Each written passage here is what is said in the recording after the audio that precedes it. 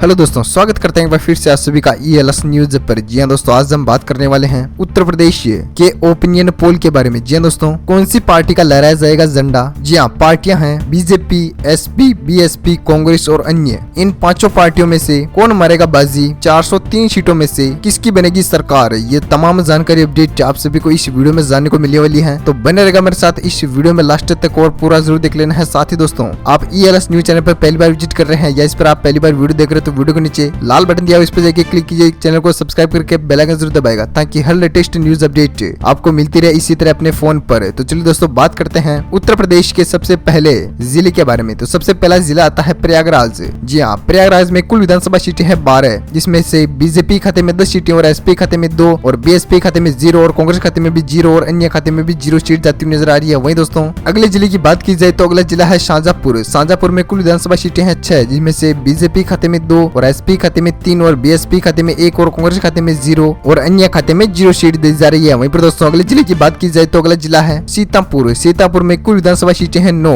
जिसमें से बीजेपी खाते में 8 और SP खाते में 1 और BSP खाते में 0 और कांग्रेस खाते में 0 और अन्य खाते में 0 सीट जाती हुई नजर आ रही है। वहीं दोस्तों, उत्तर प्रदेश विधानसभा की हमने कुल 27 सीटों की बात कर ली है, जिसमें से ओपिनियन पोल निकलकर सामने आ रहा है बीजेपी खाते में 10 और SP खाते में 6 और BSP खाते में 1 और कांग्रेस खाते में 0 और अन्य खाते में 0 सीट जाती हुई नजर आ रही है। वहीं पर दोस्तों, अगले राज्य की बात करते हैं तो अगला राज्य है गोंडा जिला। गोंडा में कुल विधानसभा सीटें हैं 7, जिसमें से बीजेपी खाते में 5 और SP खाते में 1 और BSP खाते में भी 1 और कांग्रेस खाते में 0 और अन्य खाते में 0 सीट जाती हुई नजर आ रही है। वहीं दोस्तों, अगले जिले की बात की जाए तो अगला जिला है अमेठी। अमेठी में कुल विधानसभा सीटें हैं 4, जिसमें से बीजेपी खाते में 2 और SP खाते में 1 और BSP खाते में 1 और कांग्रेस खाते में 0 और अन्य खाते में 0 सीट जाती हुई नजर आ रही है। वहीं पर दोस्तों, अगले जिले की बात की जाए तो अगला जिला है देवरिया। देवरिया में कुल विधानसभा सीटें हैं 7, जिसमें से बीजेपी खाते में 5 और SP खाते में भी 1 और BSP खाते में 1 और कांग्रेस खाते में 0 और अन्य खाते में भी 0 सीट जाती हुई नजर आ रही है। वहीं पर दोस्तों, उत्तर प्रदेश विधानसभा की हमने कुल 45 सीटों की बात कर ली है, जिसमें से बीजेपी खाते में 32 सीटें और SP खाते में 9 और BSP खाते में 4 और कांग्रेस खाते में 0 और अन्य खाते में 0 सीट जाती हुई नजर आ रही है। वहीं दोस्तों, अगले जिले की बात की जाए तो अगला जिला है शाहजहांपुर। शाहजहांपुर में कुल विधानसभा सीटें हैं 6, जिसमें से बीजेपी खाते में 3 और SP खाते में 2 और BSP खाते में 1 और कांग्रेस खाते में 0 और अन्य खाते में 0 सीट जाती हुई नजर आ रही है। वहीं पर दोस्तों, अगले जिले की बात की जाए तो अगला जिला है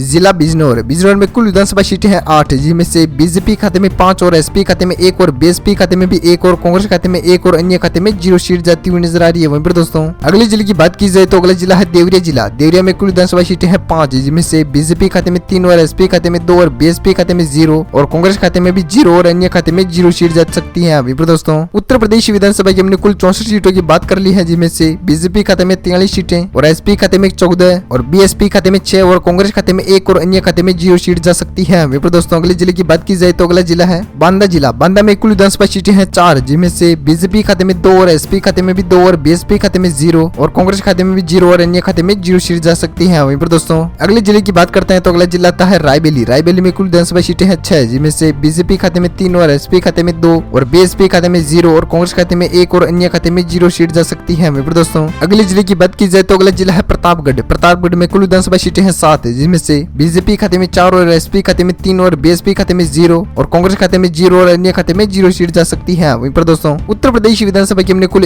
28 सीटों की बात कर ली है, जिसमें से BSP खाते में 57 और SP खाते में 22 और BSP खाते में 7 और कांग्रेस खाते में 2 और अन्य खाते में 0 सीट जा सकती है। वहीं पर दोस्तों, अगले जिले की बात की जाए तो अगला जिला है बरेली। बरेली में कुल विधानसभा सीटें हैं 9, जिसमें से बीजेपी खाते में 4 और SP खाते में 2 और BSP खाते में 2 और कांग्रेस खाते में 1 और अन्य खाते में 0 सीट जा सकती है। वहीं पर दोस्तों, अगले जिले की बात करते हैं तो अगला जिला है भदोही। भदोही में कुल विधानसभा सीटें हैं 3, जिसमें से बीजेपी खाते में 1 और SP खाते में भी 1 और BSP खाते में भी 1 और कांग्रेस खाते में 0 और अन्य खाते में भी 0 सीट जा सकती है। वहीं पर दोस्तों, अगले जिले की बात करते हैं तो अगला जिला है बलरामपुर। बलरामपुर में कुल विधानसभा सीटें हैं 4, जिसमें से बीजेपी खाते में 2 और SP खाते में भी 2 और BSP खाते में 0 और कांग्रेस खाते में भी 0 और अन्य खाते में 0 सीट जा सकती है। वहीं दोस्तों, उत्तर प्रदेश विधानसभा की हमने कुल 104 सीटों की बात कर ली है, जिसमें से बीजेपी खाते में 64 है और SP खाते में 27 और BSP खाते में 10 और कांग्रेस खाते में 3 और अन्य खाते में 0 सीट जा सकती है। वहीं दोस्तों, अगले जिले की बात की जाए तो अगला जिला है चित्रकूट। चित्रकूट में कुल विधानसभा सीटें हैं 2, जिसमें से बीजेपी खाते में 2 सीट जाती हुई नजर आ रही है, बाकी तमाम पार्टियों में 0-0 सीट आ सकती है। वहीं दोस्तों, अगले जिले की बात करते हैं तो अगला जिला है आजमगढ़। आजमगढ़ में कुल विधानसभा सीटें हैं 10, जिसमें से बीजेपी खाते में 1 और SP खाते में 9 और BSP खाते में 1 और कांग्रेस खाते में 0 और अन्य खाते में भी 0 सीट जा सकती है। वहीं दोस्तों,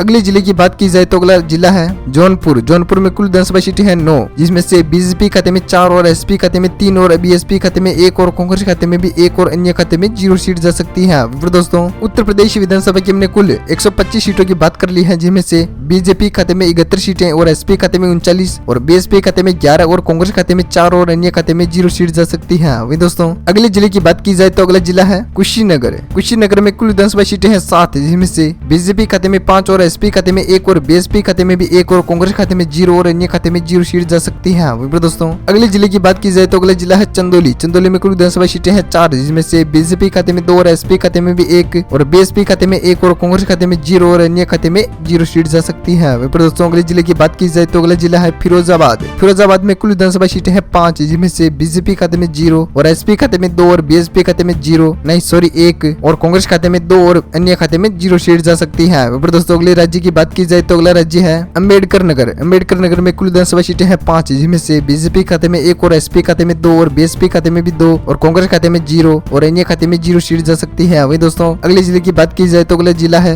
उन्नाव। उन्नाव में कुल विधानसभा सीटें हैं 6, जिसमें से बीजेपी खाते में 1 और एसपी खाते में 3 और बीएसपी खाते में 1 और कांग्रेस खाते में भी 1 और अन्य खाते में 0 सीट जा सकती है। वही दोस्तों अगले जिले की बात की जाए तो अगला जिला है झांसी। झांसी में कुल विधानसभा सीटें हैं 4, जिसमें से बीजेपी खाते में 4 और बाकी सभी तमाम पार्टियों खाते में 0 सीट जा सकती है। वही दोस्तों उत्तर प्रदेश विधानसभा की हमने कुल 156 सीटों की बात कर ली है, जिसमें से बीजेपी खाते में 84 सीटें और एसपी खाते में 48 और बीएसपी खाते में 17 और कांग्रेस खाते में 7 और अन्य खाते में 0 सीट जा सकती है। वही दोस्तों अगले जिले की बात की जाए तो अगला जिला है कौशाम्बी। कौशाम्बी में कुल विधानसभा सीटें हैं 3, जिसमें से बीजेपी खाते में 1 और एसपी खाते में 2 और बीएसपी खाते में 0 और कांग्रेस खाते में भी 0 और अन्य खाते में 0 सीट जा सकती है। वही दोस्तों अगले जिले की बात की जाए तो अगला जिला है कानपुर नगर। कानपुर नगर में कुल विधानसभा सीटें हैं 10, जिसमें से बीजेपी खाते में 8 और एसपी खाते में 1 और बीएसपी खाते में 0 और कांग्रेस खाते में 1 और अन्य खाते में 0 सीट जा सकती है। वही दोस्तों अगले जिले की बात की जाए तो अगला जिला है बारांकी।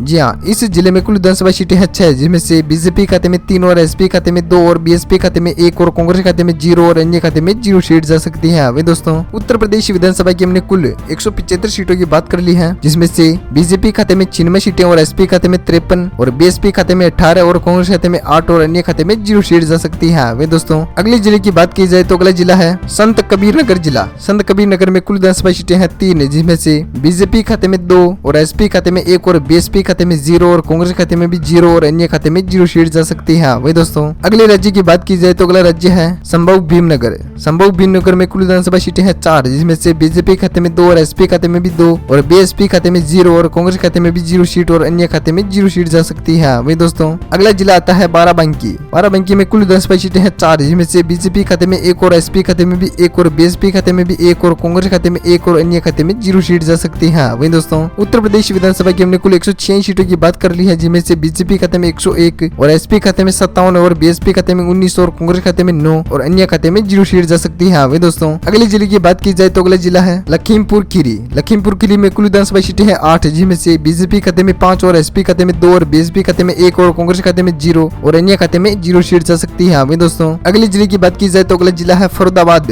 फरीदाबाद में कुल विधानसभा सीटें हैं 4, जिसमें से बीजेपी खाते में 2 और एसपी खाते में 1 और बीएसपी खाते में 0 और अन्य खाते में 0 और कांग्रेस खाते में 1 सीट जाती हुई नजर आ रही है। वही दोस्तों अगले जिले की बात की जाए तो अगला जिला है बाराबंकी। बाराबंकी में कुल विधानसभा सीटें हैं 8, जिनमें से बीजेपी खाते में 8 और एसपी खाते में 0 और बीएसपी खाते में भी 0 और कांग्रेस खाते में भी 0 और अन्य खाते में भी 0 सीट जा सकती है। दोस्तों उत्तर प्रदेश विधानसभा की हमने कुल 206 सीटों की बात कर ली है, जिनमें से बीजेपी खाते में 116 और एसपी खाते में 60 और बीएसपी खाते में 20 और कांग्रेस खाते में 9 और अन्य खाते में 1 सीट जाती हुई नजर आ रही है। वही दोस्तों अगले जिले की बात की जाए तो अगला जिला आता है सोनभद्र। सोनभद्र में कुल विधानसभा सीटें हैं 4, जिनमें से बीजेपी खाते में 3 और एसपी खाते में भी 1 और बीएसपी खाते में 0 और कांग्रेस खाते में 0 और अन्य खाते में 0 सीट जा सकती है। वही दोस्तों अगले जिले की बात की जाए तो अगला जिला है कन्नौज। कन्नौज में कुल विधानसभा सीटें हैं 3, जिनमें से बीजेपी खाते में 2 और एसपी खाते में 1 और बीएसपी खाते में 0 और कांग्रेस खाते में 0 और अन्य खाते में 0 सीट जा सकती है। वही दोस्तों अगले जिले की बात की जाए तो अगला जिला है हरदोई। हरदोई में कुल विधानसभा सीटें हैं 8, जिनमें से बीजेपी खाते में 5 और एसपी खाते में 3 और बीएसपी खाते में 0 और कांग्रेस खाते में 0 और अन्य खाते में 0 सीट जा सकती है। वही दोस्तों उत्तर प्रदेश विधानसभा की हमने कुल 221 सीटों की बात कर ली है, जिनमें से बीजेपी खाते में 126 सीटें और एसपी खाते में 65 और बीएसपी खाते में 20 और कांग्रेस खाते में 9 और अन्य खाते में 1 सीट जाती हुई नजर आ रही है। वही दोस्तों अगले जिले की बात की जाए तो अगला जिला है अलीगढ़। अलीगढ़ में कुल विधानसभा सीटें हैं 7, जिनमें से बीजेपी खाते में 3 और एसपी खाते में भी 3 और बीएसपी खाते में 1 और कांग्रेस खाते में 0 और अन्य खाते में 0 सीट जाती हुई नजर आ रही है। वहीं पर दोस्तों अगले जिले की बात की जाए तो अगला जिला है कानपुर देहात। कानपुर देहात में कुल विधानसभा सीटें हैं 4, जिसमें से